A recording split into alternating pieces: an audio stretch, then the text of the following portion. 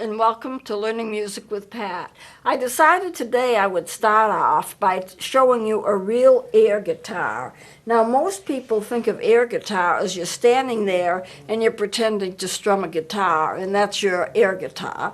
But there is such a thing as a real air guitar, and this is it, and it runs with laser. So I'm going to show you how it works and what it sounds like, because it actually does work. But I need to give you a warning. They are dangerous, and I would never allow a child to play with one because they do operate on a laser. And if you tend to look into the light, which comes from the bottom of it, which is why I won't hold it up when I've got it on, because I don't want to put anybody at risk. But if you look at it straight and you've got a laser in your eye, you can burn your retina and you can go blind with it. As a matter of fact, there are some people who have kind of made a hobby of trying to shine a beam, a laser beam, at airplanes, trying to aim for the cockpit, hoping to hit the pilot with it. And it will partially blind the pilot for a while. But if they look at it and look at it intensely, you can cause a person to burn their retinas and then be permanently blind. And the problem is there is no fix for it. If you are blind because your retina is damaged, it's likely that you're always going to be blind. So it's not worth taking a risk to look at these things. I would not allow a child of mine to play with one. But this is the air guitar, and I'll show you a little bit about it. The speaker is on the back. And there is an on-off switch. I put the green and the red here to remind myself. I mean, it doesn't come with it, but I put a little square of red when in the position where it's off, and a little square of green in the position where it's on. And I did that to remind myself so somebody wouldn't accidentally pick it up and look at it and think that it was off when it was really on. So it has on the front the keys that you can play with, and then you can strum it. And what happens when you turn it on is that you just press a button and it'll play, and a light will go on. Now, the light comes out from the bottom of it. As I said, I'm not going to hold it up because I'm not going to put anybody at risk. But you can see the light. You can't see the light going through the air, but as soon as it hits something, you can see the red light. And you can strum it. You can strum the air. It looks like you're strumming the air, and you can get sounds that way when the laser is on. So let me turn it on. It is on, and you're not seeing anything yet because I haven't pressed anything. So let me press the keys. The keys are C, D, E, F, G, A, and B. I'm going to press the D. Now, what I'd like to have you do, I don't know if anyone could get this, but I will, well, let me put it in my hand. Can you see the red in my hand? Just when I press the keys, the red will hit my hand. Whatever it's close to, that's where it's going to hit. Oops. Well, let me try something else. I got to turn that part off. It does play. I'll turn it off and turn it back on again. It has some interesting features, and I'll try playing it, and I'm going to put the light on my hand so you can see it.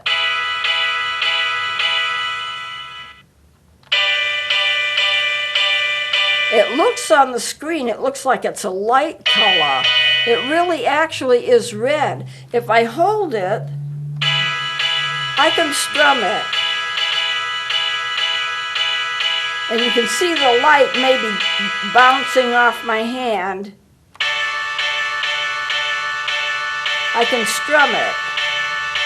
And you can see the light that bounces off my hand. So you can play it in different keys, and you can ad-lib to it if you're good at it. And then you have the little button here in which it plays various songs. Sometimes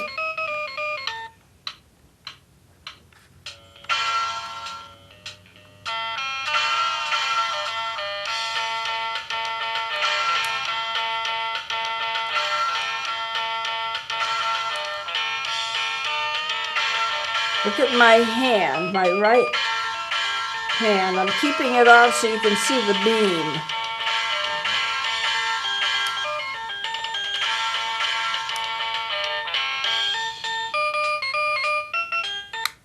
it's not too bad.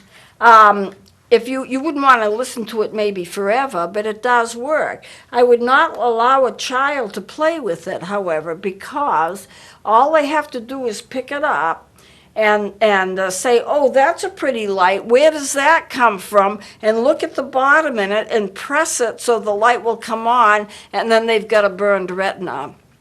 I was actually listening to a radio program, and there was a guy on there talking. He was an economist, and he had an interesting show, and he said he'd taken a couple of weeks off because he was out playing with some friends with lasers, and he got himself an eye injury, and that meant in the retina of the eye, and that meant that he was looking at it, and he was looking at it to the point where it would burn the retina.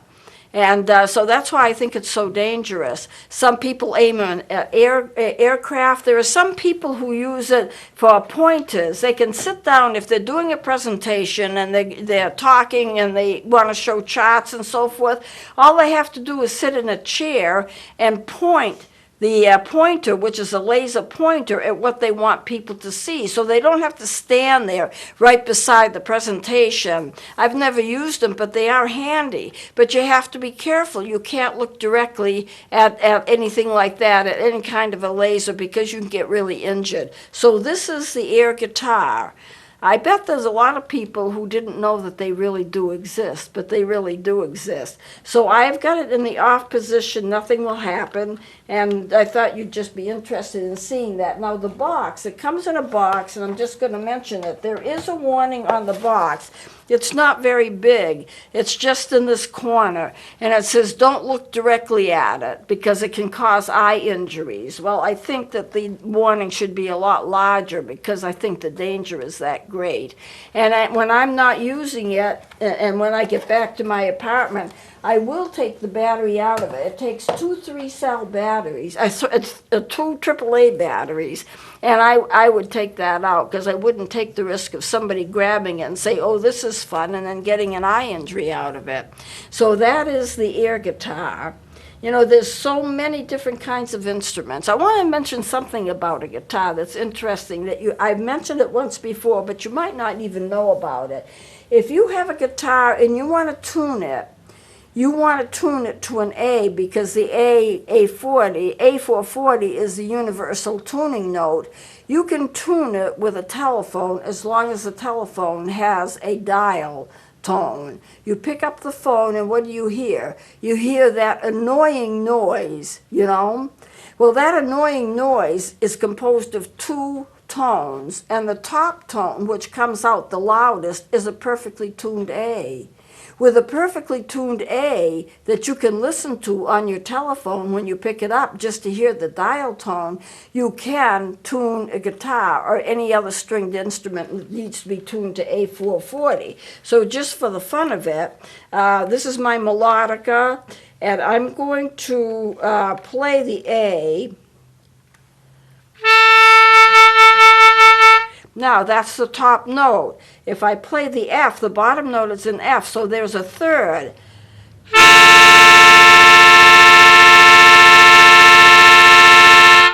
Doesn't it sound like a dial tone? You don't have to pay any attention to the bottom note. The top note is an A, and you could actually tune a guitar to it. I thought that was pretty interesting. I don't play guitar, but I thought it was pretty interesting. So what I want to do next is I have a group of instruments here, quite a few. And they're all supposedly tuned to the key of C. And some of them are right on in the key of C, and some of them are a little off. I want to just play the C in each one for a comparison and then tell you what happens if you are off pitch and you're a little bit too sharp, so you're getting toward the C sharp, or you're a little bit too flat and you're coming toward the B, and what that does to music and how that changes the scale that you're in. So the C scale has no sharps and it has no flats. Most C melody instruments are in the key of C, and therefore they have no sharps and so no flats, except that some of them aren't always in pitch exactly what they should be. So I'm going to take a few here and just play. Here's a little Yamaha. I use it frequently. I'm just playing the note C. Now that is perfect pitch. Let's try some others. Here is a instrument that it's a Gill, a very nice recorder made by Gill, and the wood comes from Israel. A tiny bit down, but really pretty much right on. This one here I rarely bring in. It's a Renaissance recorder put out by LMI. Pretty close. Here is my German recorder made out of wood, playing in just the C. That's pretty good. The LMI. LMI's put out both Baroque and also regular German recorders, and they tend to be a little on the flat side. Well, that isn't flat, but some of them do get to be a little flat. Pretty much right on cue. Here's a little black one. I've never brought it in. It's a first note. Right on the slot here. And let's play this one. We may see a difference. We're off pitch. We're off pitch so that we are basically a C sharp instead of a C. But it's supposed to be in the key of C. Well, what about, let's see, this one here. Very weak tone, but nonetheless on pitch. Now, this is a beautiful blue one. You can practically see it through it. Flat. What about this little green one? A little flat. Now here is a C sassuto. It is in the key of C, but the fingering will be a little bit different.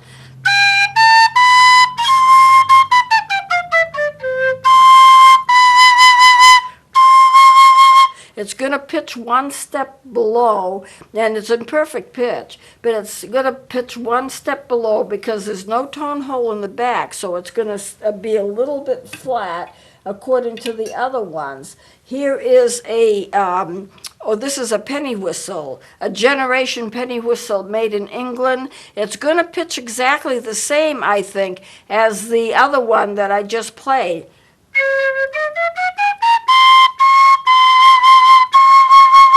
Because likewise, it has no tone hole in the back. So the penny whistle and the sassuto play just about the same. Well, what about this? Here's a penny whistle in the key of D.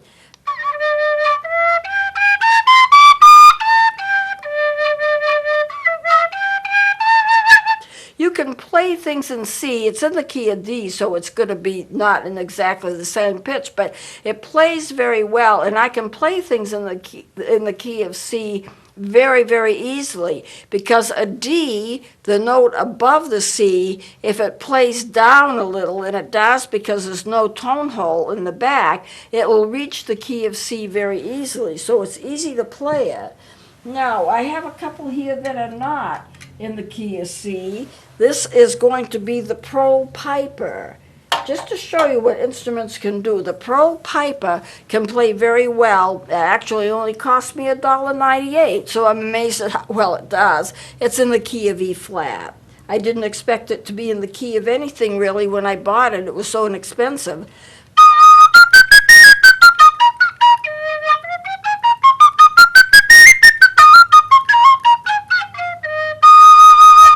So Pro Piper in the key of E flat, even though it wasn't maybe intended to be, that's the way it plays the best. Here's an E flat, and it happens to be a penny whistle. How does it sound in comparison to the Pro Piper?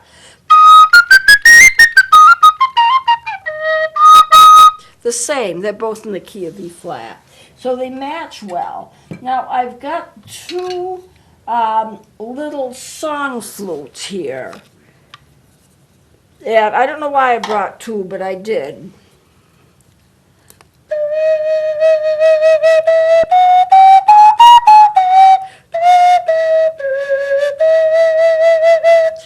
one pitch.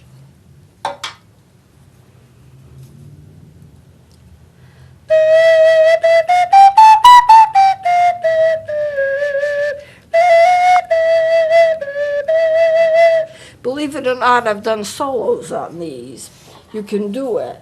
Now the tonettes don't sound so good, but let me play each one of them. I have one tonette and I've got two flutophones, so let me try them here. You have to be careful of how you put your fingers. It's a little bit different than the others.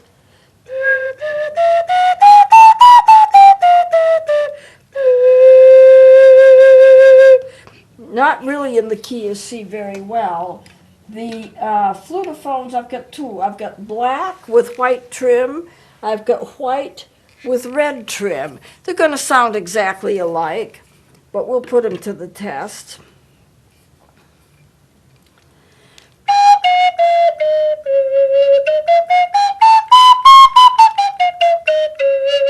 It's not too bad for a flutophone. It gets one note above an octave. We'll try this one.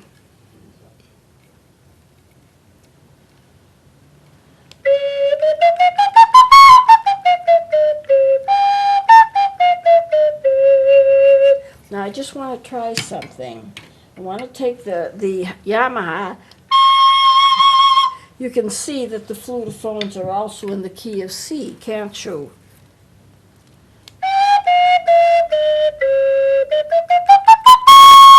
They are in the key of C, and they work pretty well. So why is all of this important? If you're playing music, you need to have your instruments in the perfect pitch as you can, because if you don't, if it's a little too sharp, you're going to go into C sharp. If you're a little too flat, you're going to go in the key of B. So what I want to do is show you something, and since I don't know what I did with my pointer, I'll just use my hand. All right, here C major scale has no sharps and flats. If you go a little too sharp, you will get into C sharp major. C sharp major have 7 sharps. Now you C, D, E, F, G, A, B, C. And you will notice every single note is sharped.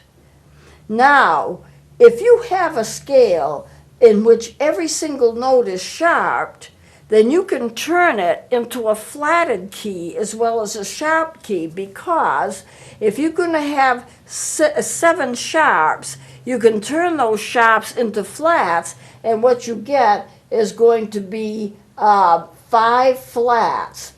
Well, I don't have the 5 flats here, but anyway, just to show you, 7 sharps. Now, what I want to tell you is if you go and go in the other direction, then you hit the B, the key of B, you're going to be in 5 sharps. I'll show you the flats later. So going into the C sharp, you're going to have 7 sharps. Getting the notes slightly flatted from C, you go into B, and those are 5 sharps. So that changes the key, and changes the key. Most recorders can't play in those keys, but the ones who are off pitch can, of course. So the keys that you have is going to be, if you have 1 sharp, it's G, 2 sharps, it's D, 3 sharps, it's A, 4 sharps, it's E, your 5 sharps is the key of B, and your F is the 6 sharps, and your 7 sharps in the key of C sharps. If you're going to go flat, F, B flat, E flat, 3 flats, A flat, which is 4 flats, 5 flats is D flat, and 6 flats for G flat, and then 7 flats for C flat. So you can get a lot of flats and a lot of sharps. One key can turn into another key, and this is what I was going to tell you before, but I'm going to tell you now. Your C major is 7 sharps. Your D flat major is 5 flats. They're exactly the same scale. They have exactly the same notes. But because the notes are enharmonic, that is, you have a note that can be a sharp or a flat, because the notes are enharmonic, you can change a sharp key to a flat key. Now, let me show you a little bit more about that. the C sharp is going to be the same as a D flat. The D sharp is going to be the same as the E flat. The E sharp is going to be the same as an F, because an enharmonic note is when one note can be played either as a flat or as a sharp, depending upon how you write it. For example, C sharp is this little black note right here, and that's the same as your D flat. And E, if you flat it, you have the E flat. If you sharp it, you have an F. E and F is a half note, is a half space, not a whole space, but there's no black note. So, and then you have a G. If you sharp it, here's your G. G sharp is going to be this right here, but that's going to be the same as an A flat. And you can go all the way up the scale. I don't know as it would help us to do that right now, but you can go all the way up the scale, and you can go and make certain notes that are flat become sharp depending upon how you're writing them. So music writing can be interesting. You know, you get here to the C, this is a C sharp, and the C sharp is the same as a D flat. So you can take your notes and make them enharmonic, and you can get all kinds of different scales out of it. I just wanted you to see that. Now, most of the instruments that we have that are C melody instruments use these 4 keys. The key of C with no sharps and flats, the key of G with 1 sharp, it's right there, the key of D with 2 sharps right there, and you can mark them on your manuscript, and then the key of F, which is 1 flat. Now I can make a C melody recorder play in the key of B flat, which is 2 flats. That's unusual. It's kind of tricky to get that, but you can do it. So C, G, D, and F. Those are the keys that are most likely to be played if you're doing a regular C melody recorder. If you're getting sharp, you can go into 5 or 6 sharp. So if you're getting flat, you can go into another type of key, 4 or 5 flats. So you can change it depending upon the pitch. So why is pitch important? Well, if you don't have your pitch right, you're going to automatically be playing in a different key than what you want to play in. You want to do a nice little solo in the key of C, but your instrument isn't playing in the key of C. And as a result of that, you have to transpose everything. You have to play up or down every note so your note will match what it should be. And that's an interesting process to do, and also not really quite an easy thing to do either. So I'm going to turn this page here. If you're looking at the keyboard, and what I have of these is the notes lined up with the keyboard. This is a C, this is a D, this is an E, this is an F, and this is a G, A, B, and C. And since the instrument is a 2-octave instrument, if you're talking about a C melody recorder, you can just go up further, the D, the E, the F, the G, the A, B, and C. Now the recorder can play all of those notes. It's a 2-octave instrument. It can play all of those notes, and it can do so fairly easily, although some notes are a little bit harder than others. This is just the fingerings of every single note that the recorder can play. That includes the sharps and the flats. Well, I have to go, and so we'll continue with this next time. Please join me then.